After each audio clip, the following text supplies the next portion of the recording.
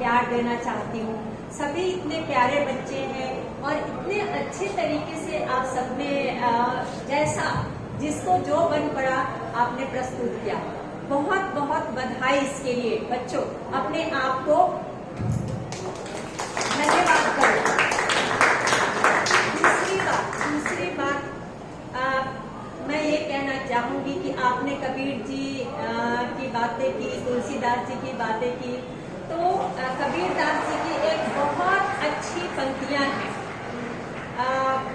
आप सबको पता भी होगा, उन्होंने वो कहते थे कि मैं बपूरा डूबन, याद है किसी को? क्या याद है बताइए जरा। जिन खोजा तिन पाइया गहरे पानी पैठ, मैं बपूरा डूबन डरा रहा किनारे बैठ। है ना? मतलब जिसने कोशिश की, जिसने हिम्मत दिखाई, जिसने साहस दिखाया, अपने साहस, संकल्प और धैर्य के साथ जो आगे बढ़ा, जिसने खतरे को नहीं देखा, जोखिम को नहीं देखा, वही गहरे पानी में डूबकर मोती चुन के लाया, यानी सफलता उसके पास आई। लेकिन मैं बुद्धू, मैं कबीरदास बुद्धू, मैं किनारे पे बैठा रहा, डरता रहा कि नहीं आगे नहीं जाऊंगा, मैं डूब जाऊंगा, तो सफलता उनके पास नहीं आई। इसी तरह कबीरदास जी के कहने का अर्थ ये था कि हिम्मत करो, साहस करो, सफलता अपने आप आपके पास आएगी। और हिंदी तो इतनी अच्छी भाषा है, कोई भी भाषा इतना सुगम, इतना वैज्ञानिक, इतना सरल नहीं हो सकता जितना कि हिंदी है।